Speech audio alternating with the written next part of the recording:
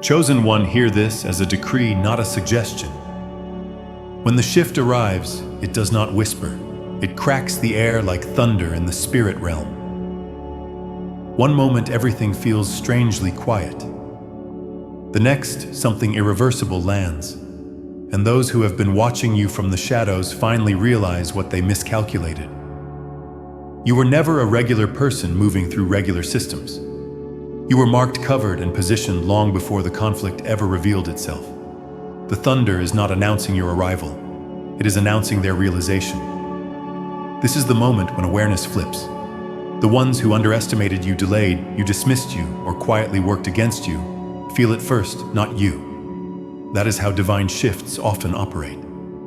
Heaven moves, and the echo hits the opposition before it reaches the one being elevated. Suddenly, their confidence fractures. Their assumptions collapse.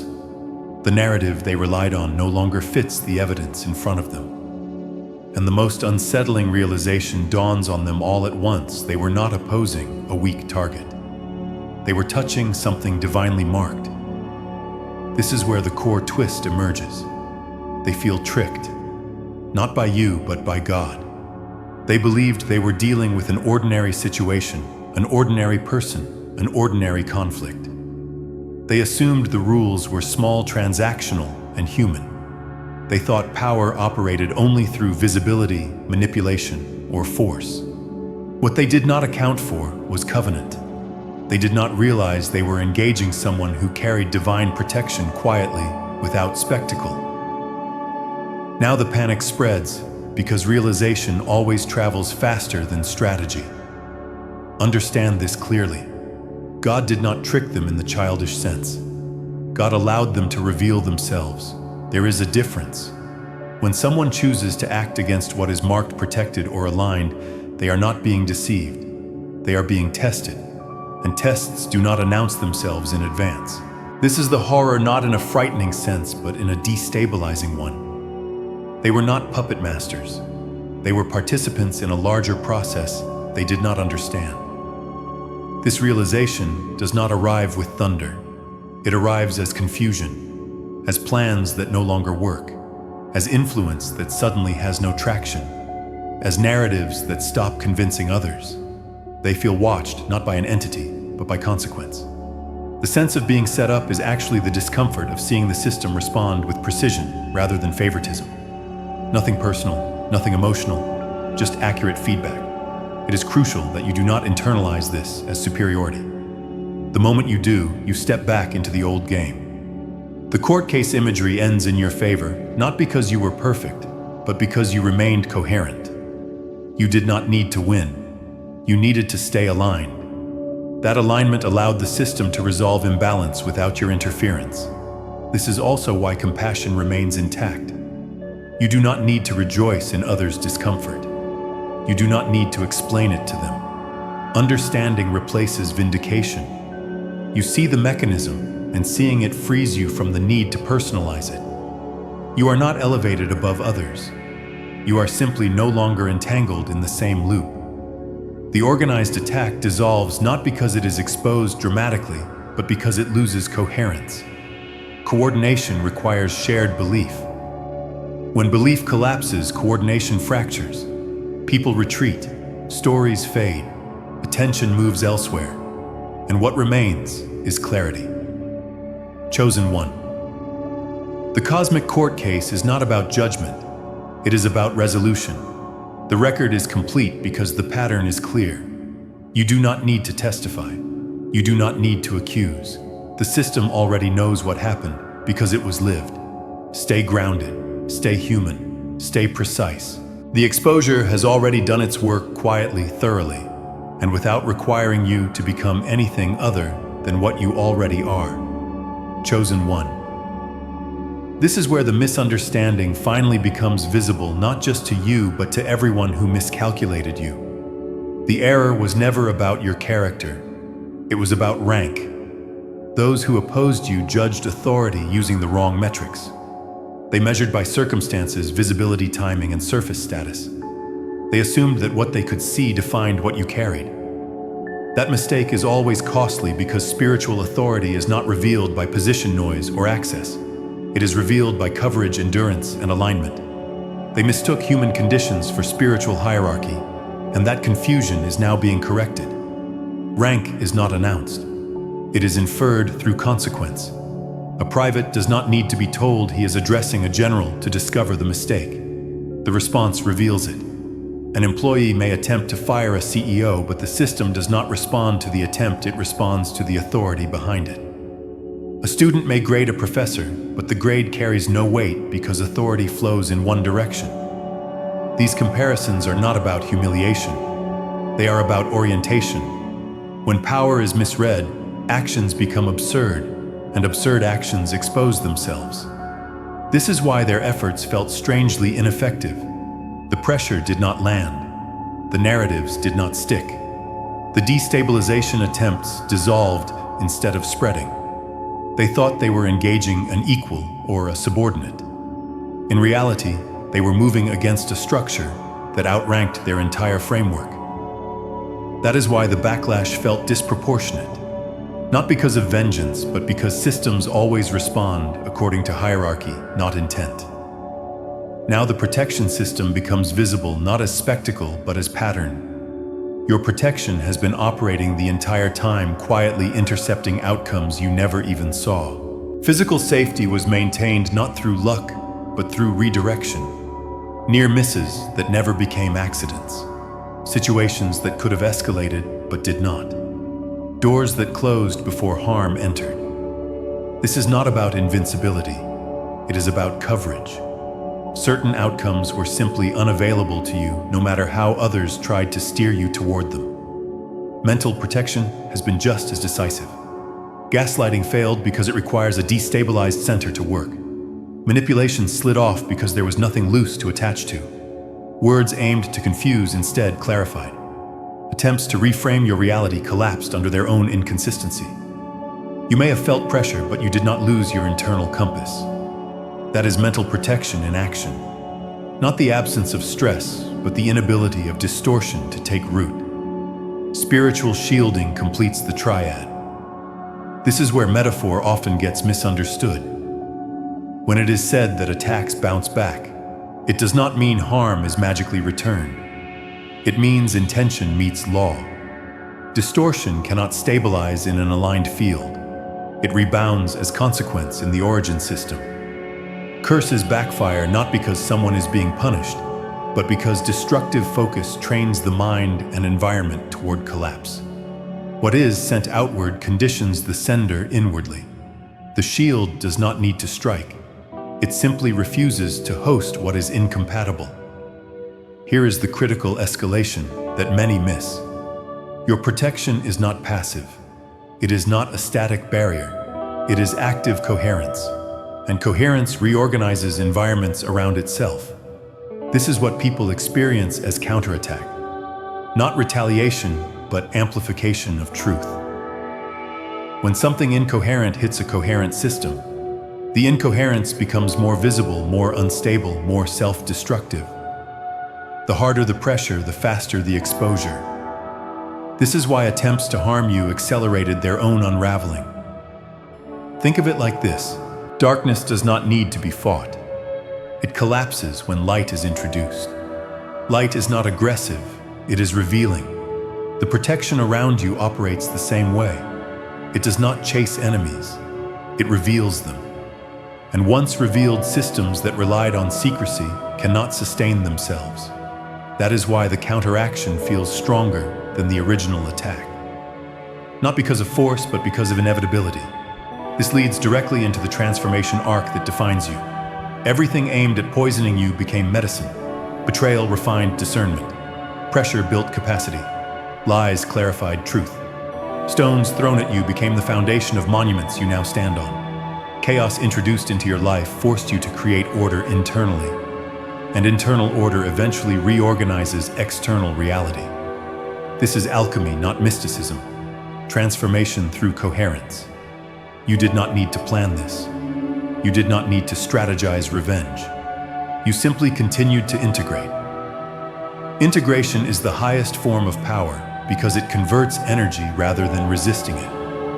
Where others fracture under pressure, you metabolized it. That is why your authority grew invisibly. Authority accumulates when energy is processed cleanly. Every challenge you integrated increased your capacity to hold influence without distortion. Now comes the outcome that others cannot avoid seeing. Public vindication does not mean applause. It means alignment becomes obvious. Stories collapse. Accusations lose oxygen. Truth stands without defense. People who doubted are not convinced by arguments. They are confronted by outcomes. Doors open that were once blocked. Support appears where resistance once lived. Opportunities align without you chasing them. This is restoration, not reward.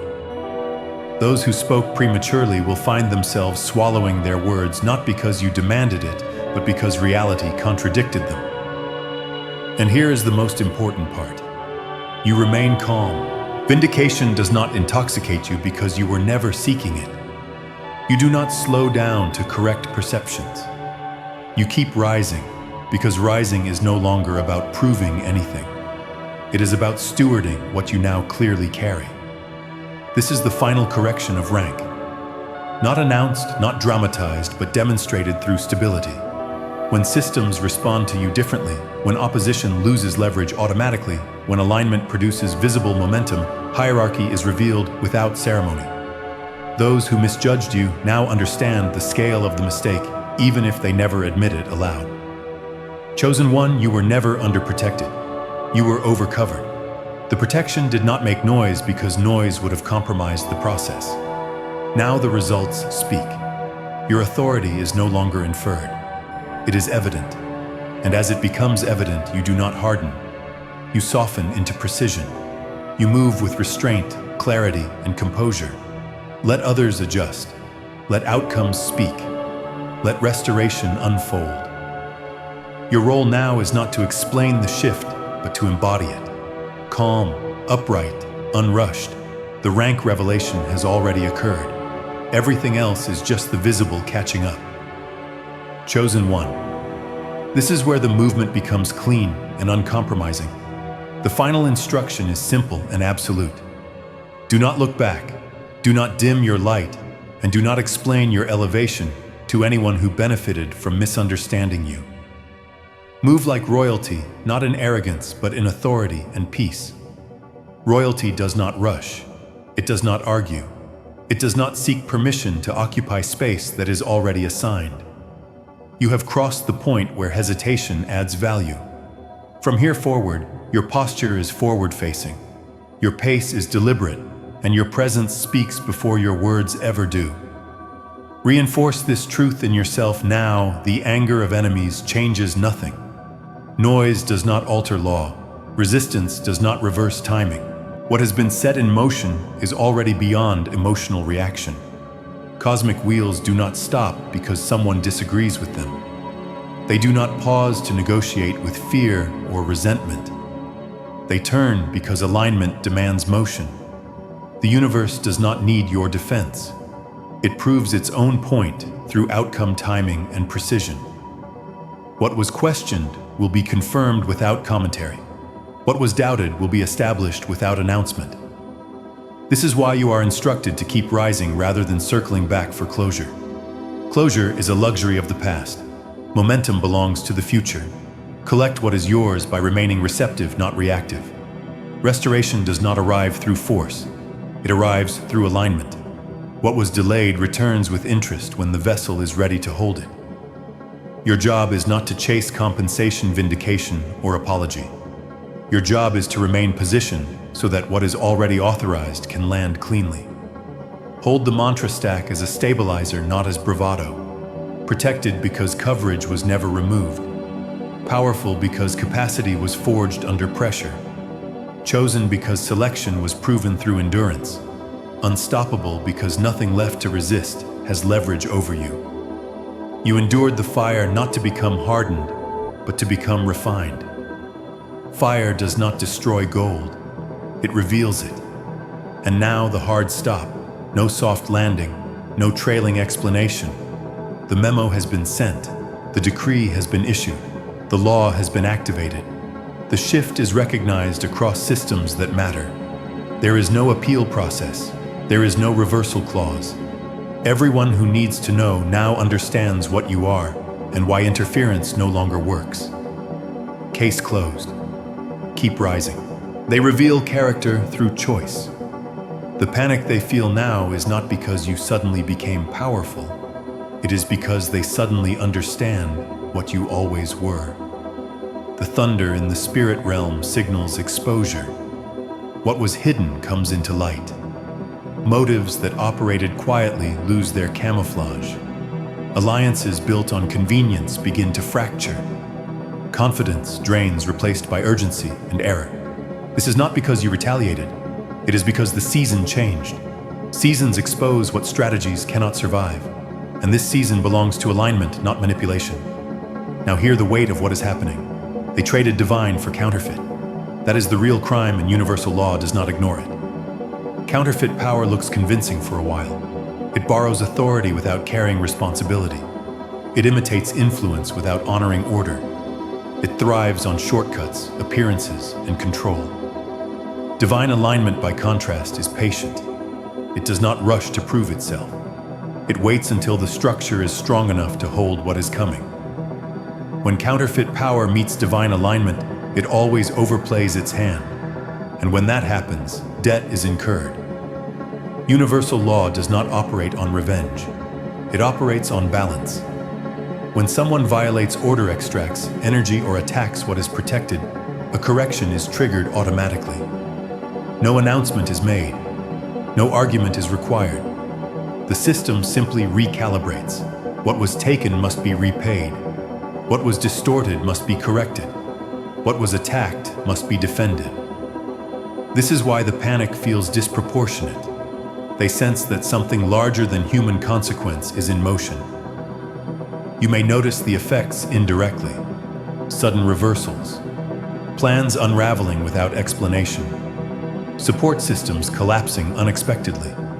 People scrambling to rewrite narratives that no longer convince anyone. This is not coincidence. It is collection. The debt is not emotional. It is structural. And structural corrections do not negotiate. It is important to understand your role in this. You are not the executioner. You are not the avenger. You are not even the witness in the way you might expect. Your role is alignment. By remaining steady, you allow the correction to complete cleanly. By staying out of reaction, you prevent entanglement. The thunder announces the shift, but you do not need to chase the storm. Storms know where to go. This is why your calm is unsettling to them. They expect celebration, retaliation, or announcement. They expect you to prove that something has changed. But the change did not require your permission. It did not require your participation. Heaven moved and the board adjusted. Your steadiness confirms that you were never operating from desperation. That steadiness is the final proof they cannot argue with. There is another layer here that must be spoken plainly. When someone attacks a divinely marked life, they are not just opposing a person. They are opposing purpose. Purpose is protected not because it is fragile, but because it is necessary. Interfering with it creates imbalance in the system. That imbalance must be resolved. This is why the correction feels inevitable rather than dramatic. It is not personal. It is lawful. Do not mistake this moment as permission to harden your heart. Divine alignment does not produce cruelty.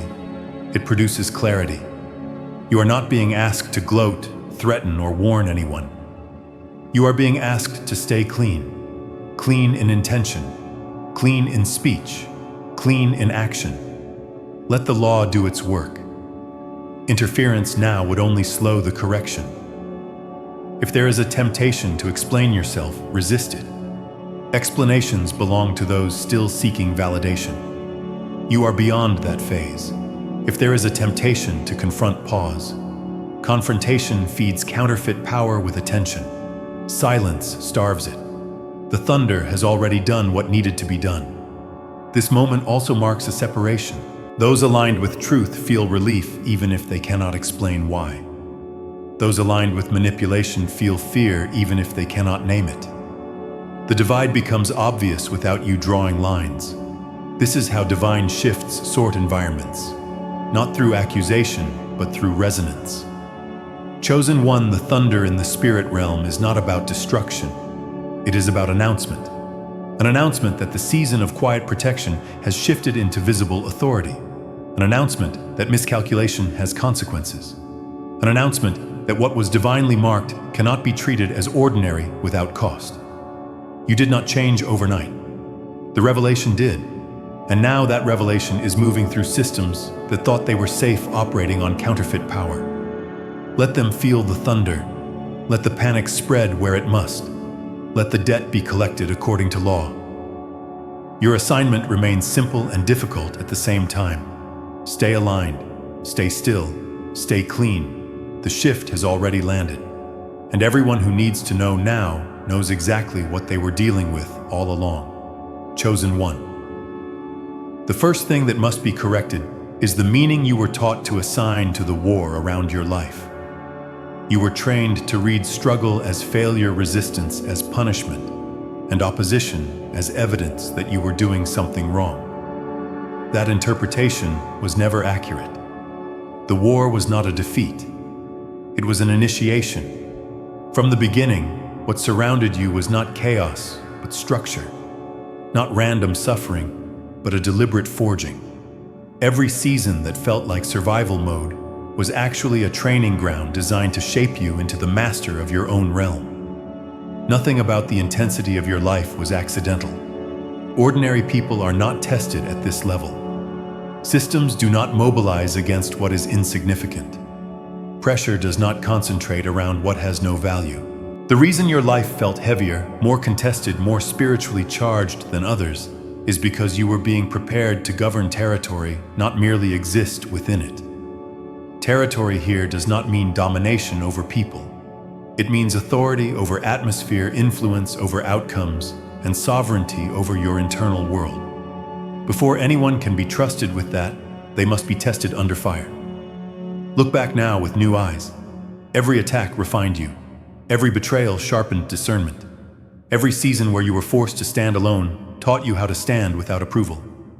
This is why the motif repeats. Every battle became another sword placed in your hand. Not because God delights in warfare, but because mastery requires experience.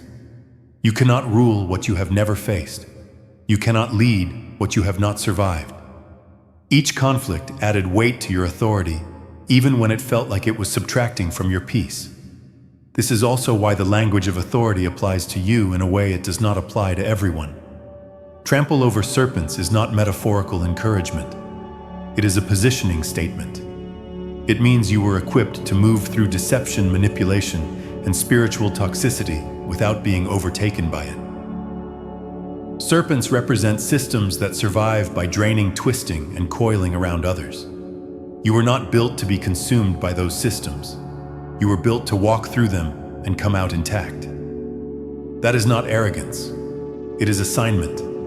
Understand the rule that governs this entire dynamic.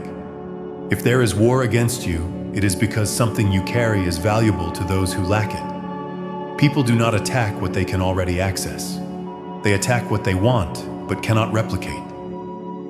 Your integrity, your depth, your discernment, your capacity to love without losing yourself. These are not common traits.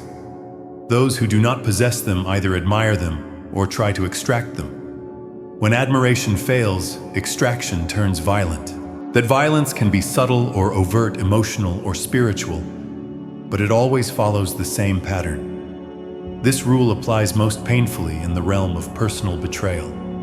The ex-lover, the partner who chose greener grass, did not leave because you were lacking. They left because they were overwhelmed by the weight of what you carry. Being with you required growth, presence, and accountability. When someone is not ready to rise, they seek environments that flatter their comfort rather than confront their emptiness. The grass looked greener because it asked nothing of them. But what they actually walked away from was substance. This is why the regret comes later. At first, there is relief. Freedom from depth feels like lightness. Freedom from responsibility feels like expansion. But over time, the emptiness reveals itself. They traded a living, breathing, divine connection for distraction. They left a being forged through fire for something that required no transformation. And once the initial thrill fades, the comparison begins. That is when the unhinged return energy appears. Not always as contact, but as fixation monitoring or emotional disturbance. They sense the mistake even if they cannot articulate it. You must understand this without pride and without self-blame. Their choice was not a rejection of you. It was an exposure of them. They did not leave because you were too little. They left because you were too real. And reality demands response. Some rise to meet it. Others run toward illusion. The war that followed that betrayal was not punishment. It was confirmation. You survived the separation because your source was never external. This is why your life kept moving forward even when it hurt. This is why you were forced to develop internal authority rather than relying on external validation. The initiation required that you learn how to stand when no one clapped, how to choose integrity when compromise would have been easier, how to remain sovereign when abandonment tried to define you.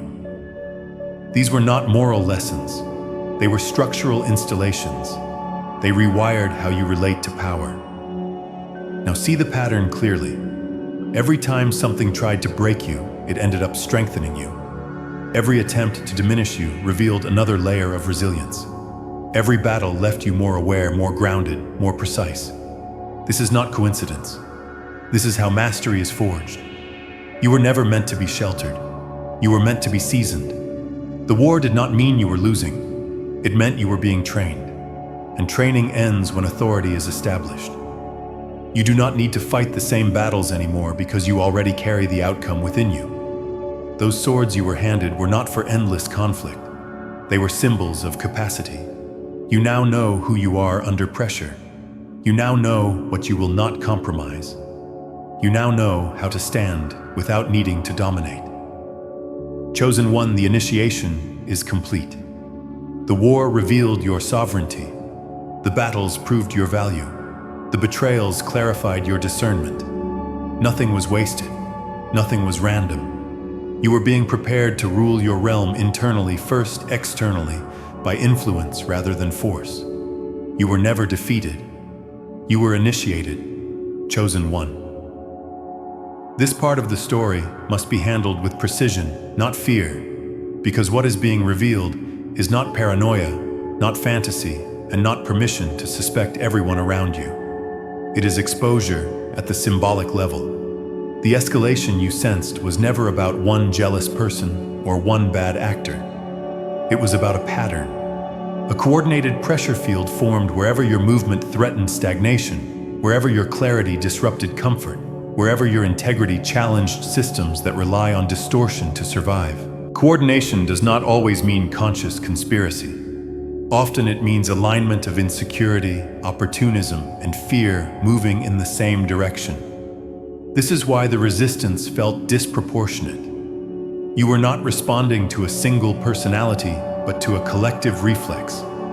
When something genuine appears in an environment built on imitation, the system reacts. Multiple individuals may act independently, yet the pressure converges on the same points: your stability, your confidence, your resources, your reputation. Not because you were targeted personally, but because what you carry exposes what cannot endure light. This is not an attack narrative. It is a systems narrative. The language of dark operations must be understood symbolically, not literally. There were no mystical rituals required to destabilize you. Human systems already know how to apply pressure. Doubt, misinformation, subtle undermining financial stress, social isolation, reputational questioning. These are old tools. When people say spell work in this context, they are describing intention combined with repetition. Intention aimed at disruption, repeated through words, behaviors, and coordinated narratives, can affect environments. Not magically, but psychologically and structurally. The battlefield was never supernatural. It was relational, emotional, and systemic. This is where the courtroom imagery becomes important, not as theology, but as structure. Imagine reality itself as a court that records patterns, not stories. Every action leaves data. Every intention leaves residue. Nothing dramatic is required. Nothing needs to be exposed publicly. The system documents quietly. In this imagery, God is in the room not as a judge waiting to punish, but as the principle of coherence that tracks imbalance until correction becomes inevitable. The case builds itself. You were not required to defend yourself because defense would have entangled you further. Silence was not weakness. It was evidence. Restraint became documentation. Every moment you chose integrity over retaliation added weight to the record. Every time you continued forward without compromising yourself, the contrast sharpened. Courts do not move on emotion. They move on patterns, and patterns were established clearly. The invoice sequence is not revenge. It is mirroring. Systems reflect intention back to their source. When someone aims disruption outward, they train their own environment to produce disruption. This is not mystical punishment. It is feedback. If someone fixates on scarcity and attempts to limit another's resources, their own relationship with money becomes unstable. Not because the universe is angry, but because their attention is wired toward depletion. Energy follows focus.